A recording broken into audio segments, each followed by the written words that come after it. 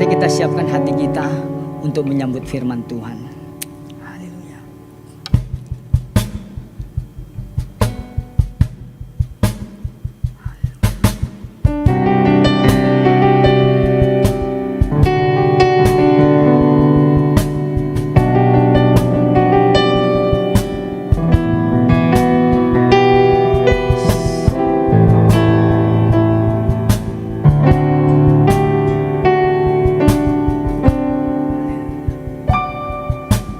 Kemanakah aku dapat pergi, menjauhi rohmu yang suci, kau sahabat,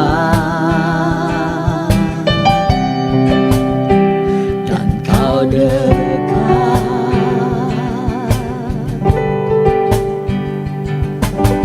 Bahkan seluruh pengabdianku tak bisa membalas kesetiaanmu, sungguh mulia dan berharga, sungguh besar pengorbananmu bagiku, terlalu dalam untuk dimengerti, sungguh besar, sungguh indah yang kau pikirkan tentangku, tak terselami bagiku, sungguh indah.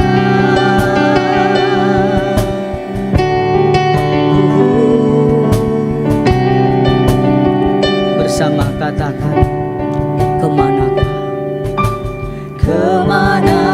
aku dapat pergi, menjauhi rohmu yang suci, kau sahabat, kau sungguh dekat,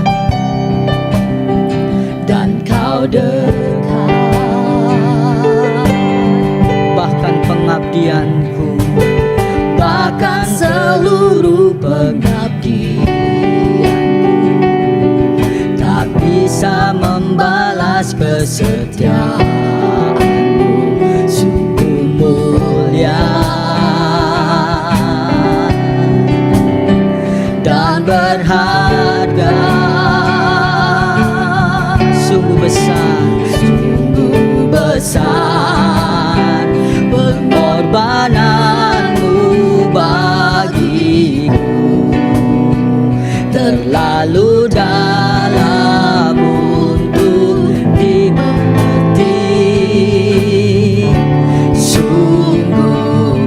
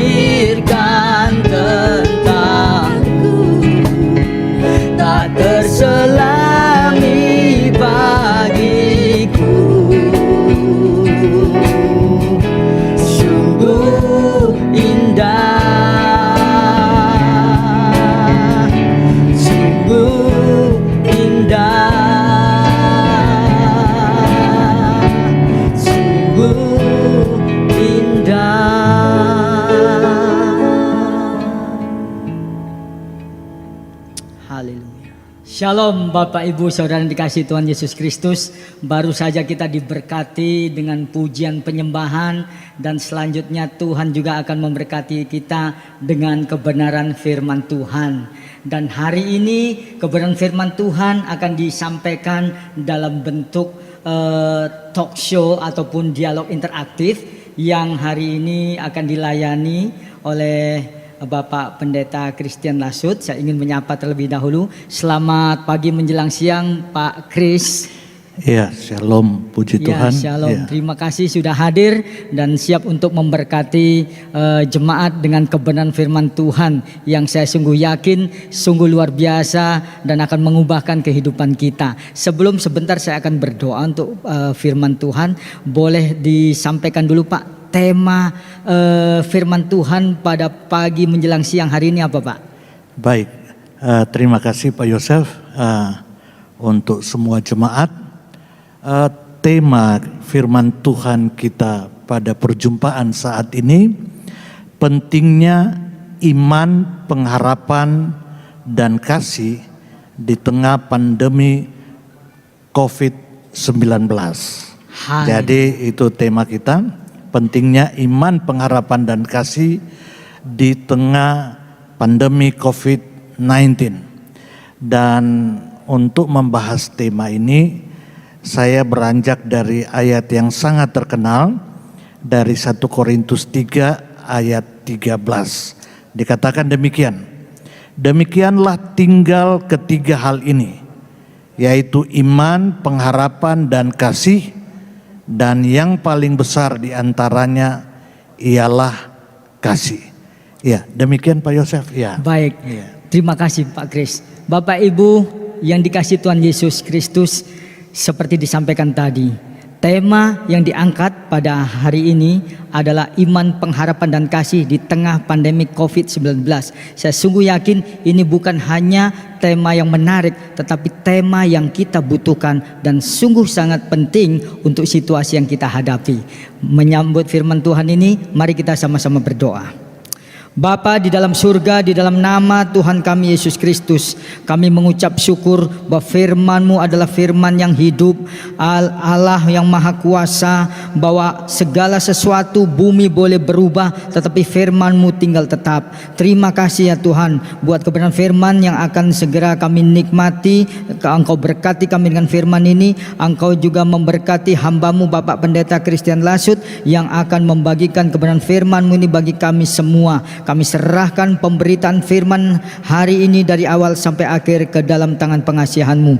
Di dalam nama Tuhan Yesus Kristus kami berdoa dan mengucap syukur. Haleluya. Amin. Ya, saya ada beberapa pertanyaan Pak Pendeta Christian Lasut, atau lebih akrab saya panggil Pak Kris gitu ya, boleh Pak ya? Ya, silakan. Ya, Pak Kris, berkaitan dengan tema yang sudah disampaikan tadi, saya ingin tahu apa alasan Bapak memilih tema ini atau mengangkat tema ini. Boleh dijelaskan kepada kami Pak? Iya, terima kasih Pak Yosef, juga jemaat sekalian. Jadi tadi temanya ya, pentingnya iman, pengharapan, dan kasih di tengah pandemi COVID-19. Saya percaya kekristenan sejati hanya dapat dialami, dinikmati jika kita memiliki iman, pengharapan, Amin. dan kasih. Amin. Tanpa iman, pengharapan, dan kasih, itu kekristenan itu nothing. Ya, tidak dapat dialami dan tidak dapat dinikmati. Ya. Ya, apalagi mempermuliakan Tuhan. Yes. Ya, seperti itu. Kalau kita tidak memiliki iman, pengharapan, dan kasih, apalagi di tengah situasi sekarang ya. Ya. Saya percaya situasi sekarang ini, bahkan situasi krisis hidup kita, selain daripada COVID-19 ini, ya, hanya dapat kita hadapi dan terus kita tetap menikmati Tuhan. Amin. Jika kita punya iman, pengharapan, dan kasih. Demikian Pak Yosef. Ya. Luar biasa Pak, Iya. memang benar yang Bapak sampaikan tadi ya. Di tengah-tengah situasi seperti ini kebanyakan orang susah, menampakkan ya kesulitan begitu. Tetapi kita sebagai orang percaya hari ini dikuatkan dengan satu kebenaran firman Tuhan bahwa iman, pengharapan dan kasih seharusnya dimiliki oleh orang percaya sehingga kehidupan kita menjadi orang Kristen itu dinikmati, enjoy gitu Pak ya. Betul. Sekalipun dalam situasi pandemik ini. Betul Pak. sekali, ya. Nah saya muncul pertanyaan lagi. Tadi Bapak sudah sampaikan tema ini, iman, pengharapan dan kasih di tengah pandemi COVID-19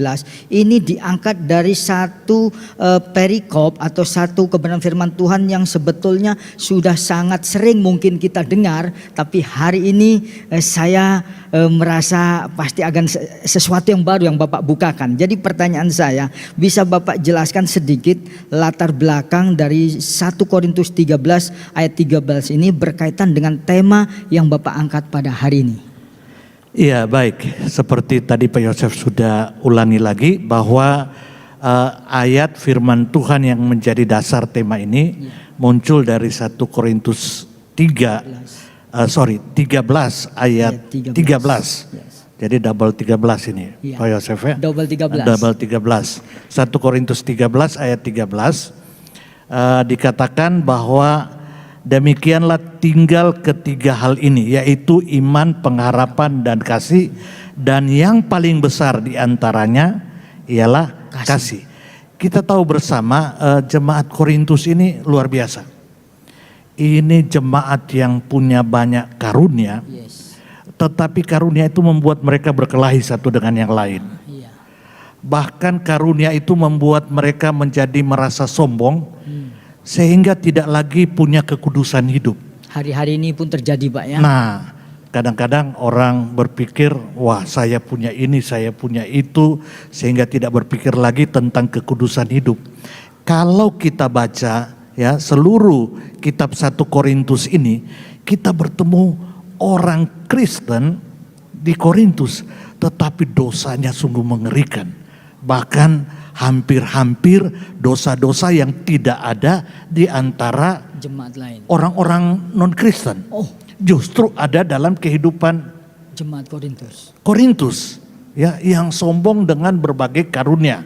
Itu sebabnya dari berbagai nasihat Rasul Paulus, salah satu dia katakan, ingat ya, itu penting, tapi lebih penting adalah kamu punya iman, pengharapan, dan kasih, dan yang lebih besar dari semuanya adalah kasih.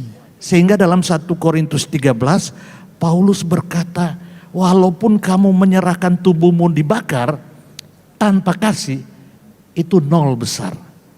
Nol besar. Jadi apapun karunia yang kita miliki, bahkan kita menyerahkan tubuh dibakar sekalipun tanpa kasih, itu bagaikan gong yang gemerincing. Jadi ini Paulus menegaskan yang paling penting itu iman, pengharapan, dan kasih. Tanpa itu, perhatikan, penuh karunia tetapi hidup tidak memuliakan Tuhan. Itu sedikit latar belakang munculnya ayat ini Pak Yosef. Demikian Pak. Iya. Luar biasa Pak. Jadi sekalipun orang itu dia punya urapan yang luar biasa, melayani sedemikian rupa, tapi kalau yang tiga ini tidak ada, bisa dikatakan nonsen Pak ya. Nonsen. Dan saya menjadi semakin tertarik nih Pak. Jadi tadi Bapak telah sampaikan bahwa penekanan dari 1 Korintus 13 yang ingin disampaikan hari ini itu tinggal ketiga hal, iman, pengharapan, dan kasih. Nah sekarang bicara tentang iman dan pengharapan dulu Pak. Saya lihat bahkan di kalangan orang percaya mengalami situasi pandemi COVID-19 ini mungkin belum semuanya menunjukkan iman, pengharapan. Oleh karena itu kami pun di sini ingin diperlengkapi lagi Pak, untuk dijelaskan lebih lagi bagaimana fenomena yang Bapak amati selama masa pandemi COVID-19 ini. Iman dan pengharapan orang percaya seperti apa? Yang kenyataannya fenomenanya seperti apa? Kemudian seharusnya bagaimana?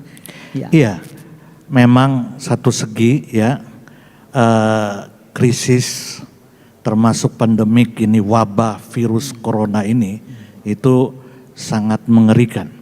Tetapi justru krisis itu akan membuktikan keberadaan kita. Yes.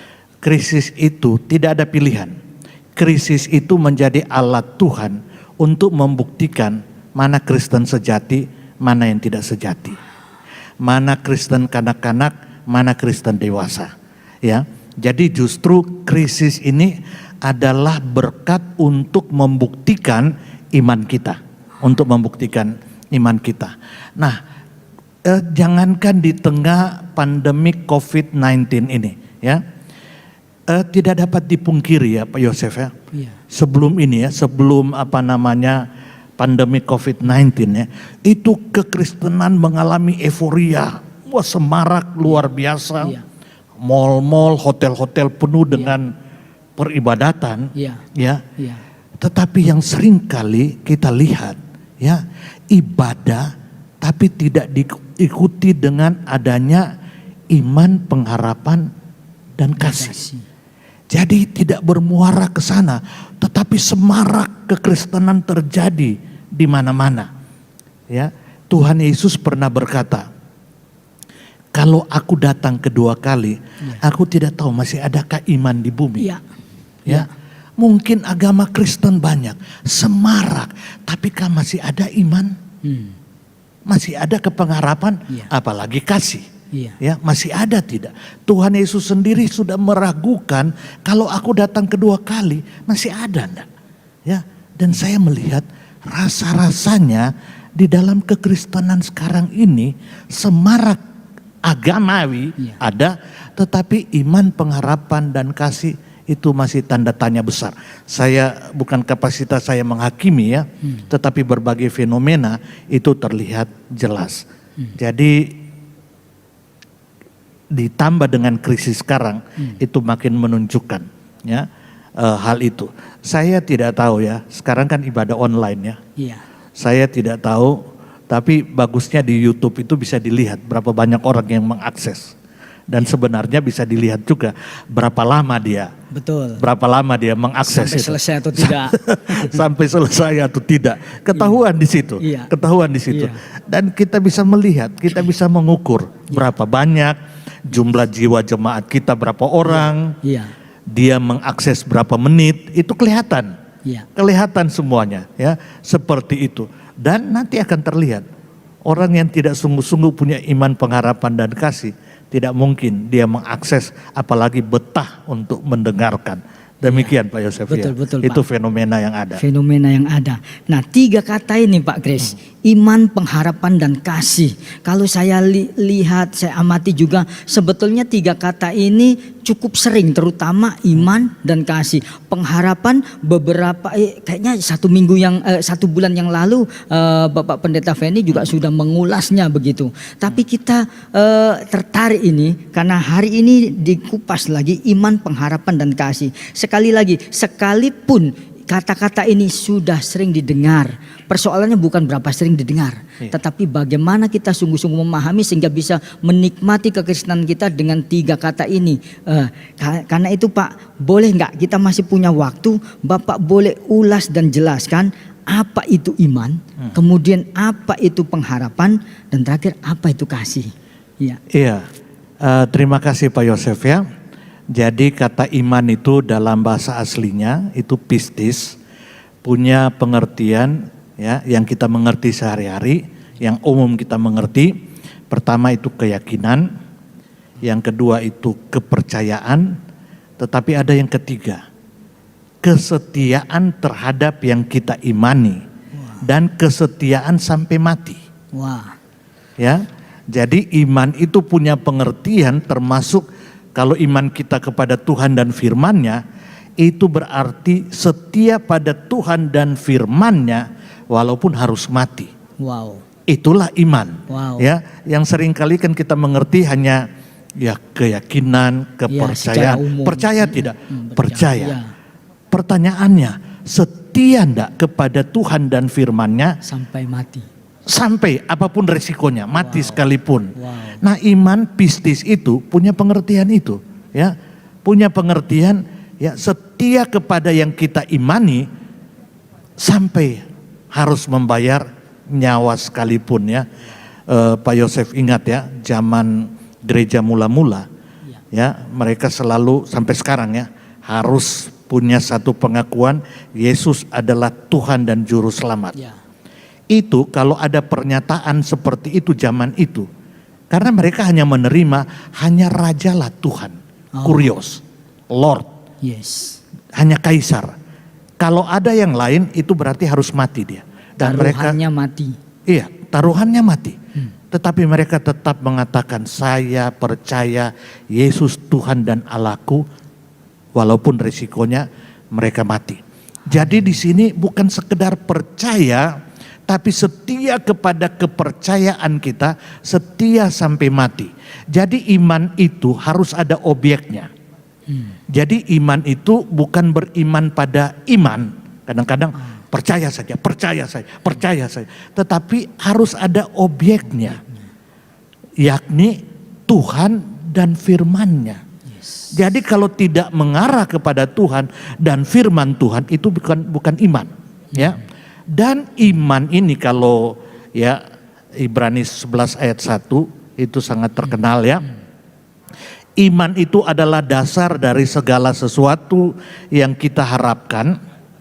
Ya, jadi belum terjadi, baru harapan. Ya.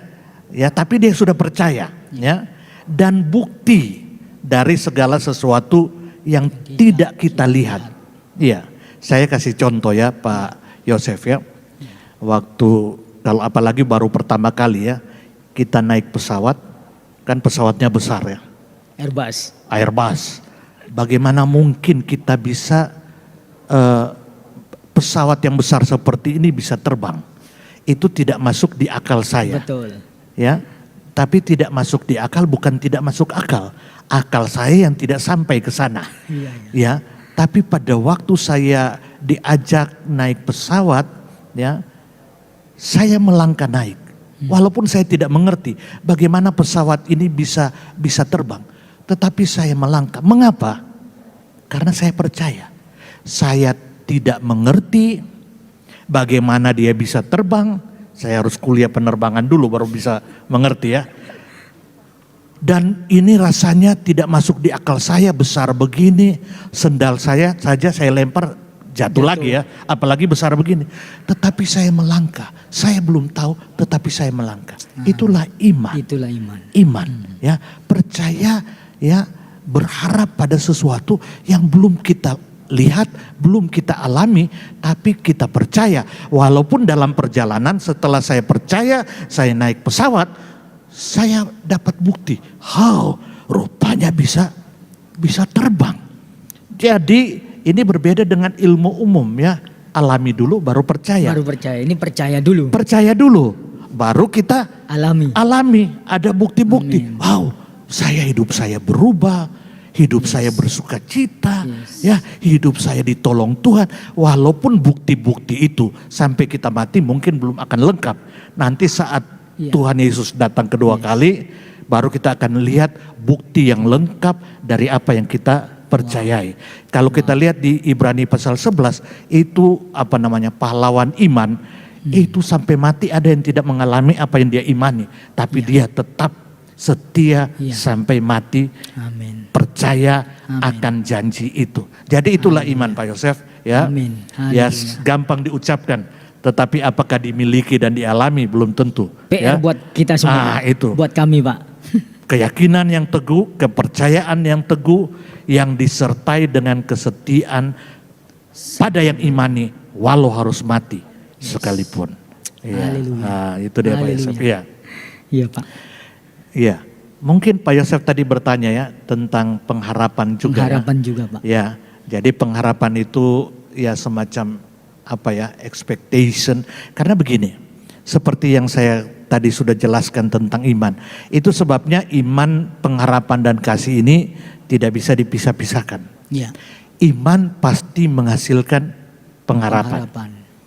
Jadi karena saya percaya walaupun saya tidak mengerti, belum pernah mengalami pesawat bisa terbang, tapi saya sudah mengharapkan pesawat itu akan terbang karena saya saya percaya.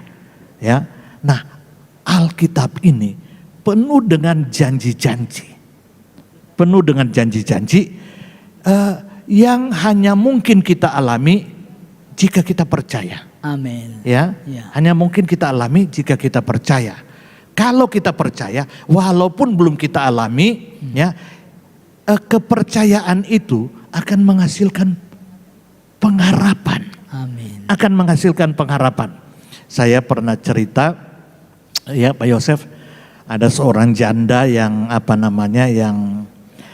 janda yang punya 2 anak, ya. Satu anaknya, ini janda di Inggris, orang Kristen, satu sudah meninggal, satu di Amerika. Satu waktu dia dapat kesempatan dengan kapal laut zaman dulu dari Inggris ke Amerika. Iya. Di tengah laut itu gelombang, angin keras, orang semua sudah ketakutan karena kapal laut ini akan tenggelam. Tapi ibu ini terus menyanyi. Orang semua bingung, mereka tanya, "Ibu bagaimana? Kita sudah mau mati, tapi ibu tetap menyanyi, tidak ada rasa takut. Kenapa?" Oh, dia bilang, "Aduh maaf, ya, untuk saya dua-duanya sama saja.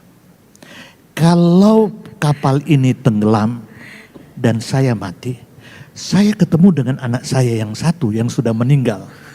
Tetapi kalau kapal ini kita selamat dan sampai ke Amerika, saya juga berbahagia. Itu berarti saya akan ketemu dengan anak saya yang satu. Jadi dua-dua saya bahagia. Mati ketemu anak yang satu, sampai di Amerika ketemu anak yang satu." Luar biasa. Dia belum alami, tapi pengharapan ini ya, membuat dia sangat berbahagia. Belum dia alami. Ya, saya ingat dulu kalau anak saya, ya seperti anak Pak Yosef juga ya, kalau bilang mau pulang liburan karena sekian lama tidak datang, ya dia baru janji akan pulang, kita sudah senang, padahal belum datang. Betul Pak. Wah, bahkan kalau bisa ya siapkan makan ini ya, siapkan makan ini ya, supaya mereka senang, yang itu yang mereka suka, siapkan ini. Rasanya mereka belum ada, kita sudah berbahagia. Inilah pengharapan. Amin. Ini kekuatannya pengharapan. Amin. Nah, firman Tuhan itu penuh dengan janji-janji Tuhan yang belum kita alami, tetapi karena iman itu menjadi pengharapan sehingga kita tetap berbahagia, mampu menghadapi apapun juga. Yes. Ya, Amin. karena adanya pengharapan. Iya. Alkitab berkata itu kemuliaan sorga tidak sebanding dengan kemuliaan apapun juga yang ada di dunia. Itu kan baru janji. Tapi bagaimana janji itu menjadi milik saya, menjadi pengharapan saya, itu karena iman. Sehingga saya siap mati karena iman dan pengharapan itu. Amin. Itu menguasai saya. Seperti itu. Ya, dan selanjutnya Pak Yosef tadi bertanya tentang kasih ya, tentang kasih. Jadi ini kan yang paling besar adalah kasih ya. Kalau kita perhatikan di ayat-ayat ini sebelumnya Pak Yosef, itu Rasul Paulus berkata begini. Rasul Paulus berkata bahwa nubuat akan berhenti, bahasa roh akan berakhir, tetapi kasih tinggal tetap. Kalau yang sempurna datang, waktu Tuhan Yesus datang kedua kali, kita hidup di sorga, itu pengetahuan tidak perlu lagi. Wong semuanya sudah jelas kok. Sudah terbuka. Iya, sudah terbuka, bahasa roh akan berhenti, iman nggak perlu lagi, semuanya sudah jelas. Ya, sudah jelas. Pengharapan tidak perlu lagi, yang diharapkan sudah terwujud. Sudah di depan mata. Sudah dialami, ya. Tidak perlu, tetapi kasih tinggal tetap. Amin. Jadi di surga nanti kita akan hidup dengan kasih. Amin. Luar Dan biasa. ini kasih agape. Haleluya. Kasih yang tanpa tidak bersyarat. Syarat. Mengasihi walaupun. Dan kasih itu tidak mungkin muncul tanpa iman dan pengharapan. Jadi kalau kita bikin tangganya, dasarnya iman, ya, bangunannya itu pengharapan, tapi keseluruhan gambarnya itu menghasilkan kasih. Jadi itu tidak bisa terpisahkan. Iya, iya. Tanpa iman, tanpa pengharapan, tidak ada kasih. Dan kita diperintahkan untuk mengasihi. Justru melalui COVID-19 ini akan terwujud bukti kasih kita kepada Allah, kepada sesama, kepada diri sendiri. Kadang-kadang kalau kita sakit, kita marah-marah dengan Tuhan. Ya, Tuhan, kenapa Tuhan izinkan? Kenapa? Jadi kita tidak terus mengasihi walaupun walaupun sakit. Iya. Ya, kita hanya mau mengasihi Tuhan. Saya mengasihi Engkau kalau Engkau berkati saya. Kalau Engkau sembuhkan saya. Iya. Nah, itu. Ini bukan kasih agape. Iya. Kalau kasih agape, Tuhan, saya tetap mengasihi Engkau walaupun Amin. di tengah COVID-19. Yes. Walaupun saya sakit. Justru sakit, penyakit, krisis akan membuktikan kasih saya kepada Tuhan, kasih saya kepada sesama, apalagi istri ya. Iya. Justru dalam krisis, kasih saya kepada diri sendiri. Kan di dalam Matius 22 ayat 37 kan, mengasihi Allah, mengasihi sesama, mengasihi diri sendiri. Ya. Dan tadi di dalam 1 Korintus 13, kasih itu memberi arti terhadap segala pelayanan kita. Dan yang paling penting Pak Yosef, kasih itu adalah tanda kekristenan yang sejati. Amin. Kalau saya tanya, apa tanda kekristenan? Mungkin orang pada umumnya akan menjawab, kalung salib. Pak Yosef paling kalung salib ya, orang Kristen. Itu pemain band dunia itu walaupun mereka ateis, mereka pakai kalung salib besar-besar itu. Jadi itu relatif, bukan tanda kekristenan. Ya, betul. Apa tanda? Oh, dari nama. Ya, dari nama. Apa Kristen. tanda? Nama Kristen dan sebagainya. Tetapi Tuhan Yesus tidak katakan itu. Dalam 1 Korintus 13 ayat 34-35 dikatakan, jikalau kamu saling mengasihi, orang akan tahu kamu adalah muridku. Nah, itu. Amin. Ya. Haleluya, luar biasa. Bapak Ibu boleh berikan tepuk tangan dulu yang meriah ya. Ini sungguh luar biasa. Jadi situasi pandemi ini kesempatan kita membuktikan. Ya, kita tidak bisa membuktikan dengan kekuatan kita. Oke, tapi dengan anugerah Tuhan, kesempatan kita menyatakan kasih kita. Tadi Pak, sebetulnya saya ada tersimpan di dalam hati pertanyaan.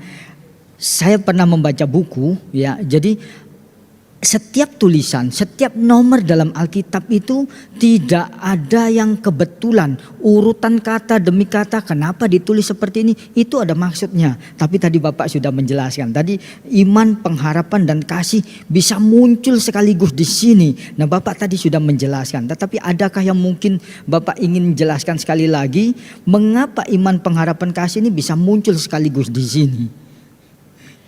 Iya, karena saya percaya itu tiga berganda ya, bisa ya. Iya. Yang tidak bisa dipisahkan. 3 in 1. 3 in 1 ya, iya, 3 in 1. Tidak bisa terpisahkan ya. Iman, pengharapan dan kasih ya. Orang beriman pasti dia punya pengharapan dan pasti bermuara pada kasih. Yes. Sebaliknya orang punya pengharapan, pasti dia punya iman. Ya. Demikian juga orang punya pengharapan, pasti juga bermuara pada kasih. Amin. Jadi kalau saya katakan hulunya, kalau air dari gunung ya, hulunya ya dari gunung, itu pasti dia turun ke bawah dan bermuara di laut. Iya. Ya. Ya. Jadi itu iman itu, hulunya. firman itu hulunya. Iman itu alurnya, pengharapan dan akhirnya bermuara ke lautan kasih.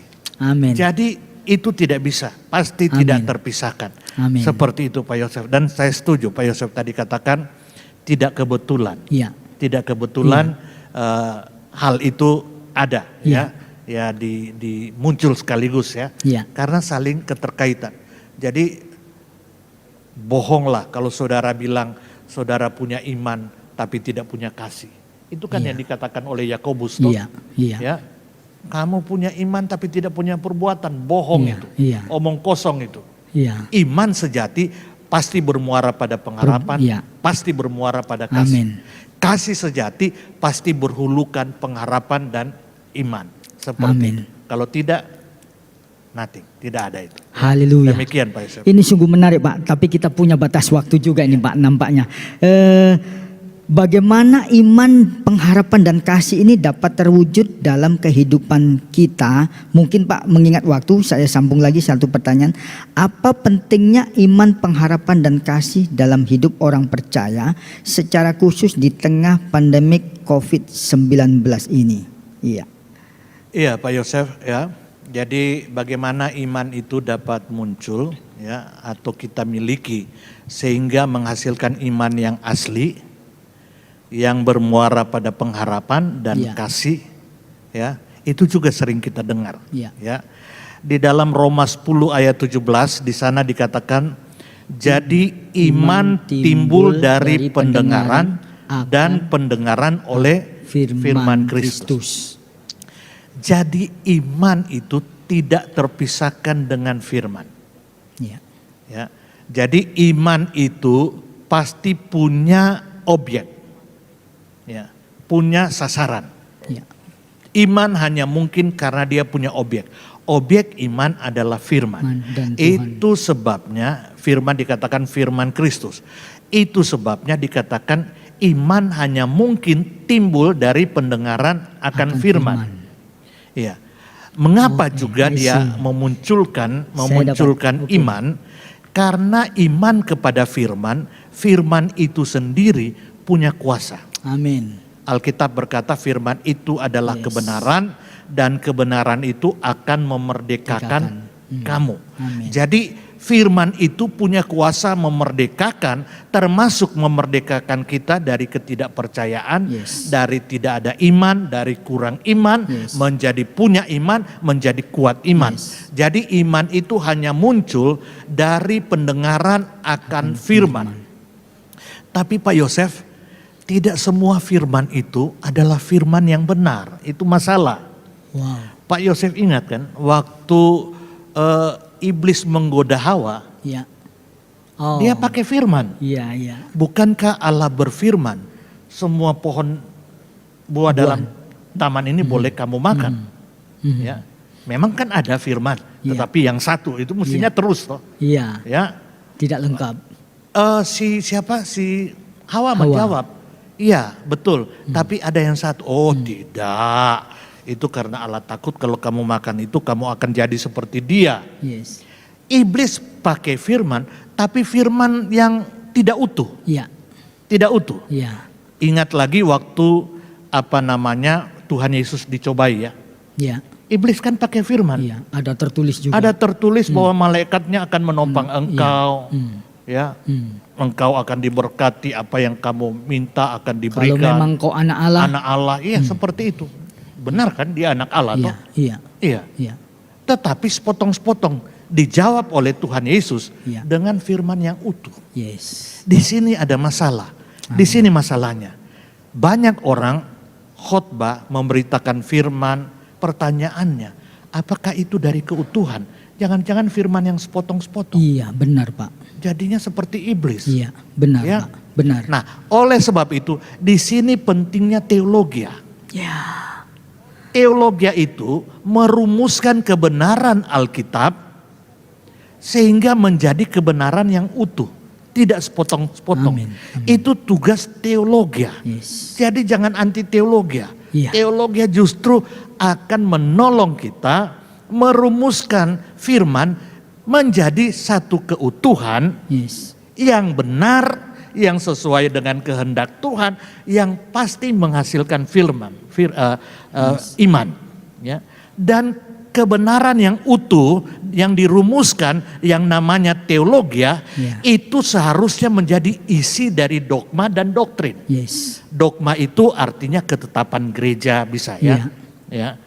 Doktrin itu artinya ajaran, pengajaran, aktivitas mengajar. Jadi kalau Pak Yosef mengajar, itu Pak Yosef itu seorang doktrinal. karena melakukan aktivitas mengajar dan mengajar. Iya. Iya, itulah doktrin. Iya. Doktrin menjadi benar kalau menjadi Kristen, ya, kalau itu diisi oleh teologia. Jadi teologia sangat penting karena teologia menjadi isi dogma dan isi doktrin. Jadi dogma dan doktrin harus berisikan teologia. Teologia yang benar harus bermuara pada dogma dan doktrin. Baru bisa menghasilkan iman yang sejati, Amin. yang benar. Amin. Tapi kalau gereja sekarang anti teologia, anti dogma, anti doktrin, mau dibawa kemana? Saya nggak akan kasih masuk sekolah di Theodore kalau tidak ada pengajaran di sana. Yes. Mau praktek apa mereka Iya. kalau ajarannya tidak ada? Iya. Jangan kasih masuk di sekolah yang tidak melakukan pengajaran, Benar. cuma bermain Siap. tiap hari, Siap, Pak. akhirnya tidak dapat apa-apa. Iya. Mau praktek apa kalau tidak ada teori? Yes. Jadi teori harus diajarkan, Iya. baru menghasilkan praktek hidup, Iya. praktek ilmu. Iya. Iya, seperti Iya, itu. betul. Nah, disinilah bagaimana firman Tuhan itu supaya tidak berbau iblis, sepotong-sepotong, Iya. harus dirumuskan secara utuh, Iya. ya, secara utuh. Iya. Itulah tugas teologi, Amin. merumuskan dari Kejadian sampai Wahyu, supaya nggak tabrakan. Amin. Banyak orang khotbah tabrakan satu dengan yang lain. Iya. Wah, seperti itu. Karena dia tidak seorang penafsir Alkitab yang baik, yang sehingga tidak mampu merumuskan firman menjadi satu rumusan teologia yang menjadi isi dogma dan doktrin. Jadi penting sekali. Haleluya. Ya, penting sekali Iya, Pak. ya firman Tuhan yang dirumuskan menjadi teologi. Dengan demikian akan menghasilkan iman, pengharapan dan kasih. Seperti itu Pak Yosef. Ya. Amin. Ya. Terima kasih Pak, kami sangat diberkati. Iya. Tetapi nampaknya waktu juga sudah membatasi kita. Saya mewakili jemaat mengucapkan terima kasih sekali. Sudah banyak kebenaran-kebenaran firman yang dibukakan oleh dari penyampaian firman Tuhan dengan sistem talk show atau dialog interaktif ini. Terima kasih banyak Pak. Kita berharap ke depan, minggu-minggu ke depan, jika Tuhan izinkan, kita masih bisa diberkati kembali dengan firman Tuhan semacam ini Pak. Terima kasih, boleh mohon menutup untuk bagian ini Bapak pimpin kami berdoa. Iya. Ya. Baik Pak Yosef dan semua jemaat, mari kita tutup percakapan firman kita pada saat ini dengan doa. Bapa, hamba berdoa dalam nama Tuhan Yesus, Roh-Mu memberkati percakapan kami, Amin. sehingga menghasilkan buah-buah kekekalan, Amin. sehingga itu bermuara pada menghasilkan iman, pengharapan, dan kasih Amin. yang menjadi kunci Amin. untuk kami hidup sebagai orang percaya. Yes. Amin. Terpujilah Engkau Bapa di Haleluya. dalam nama Tuhan Yesus. Yes. Amin.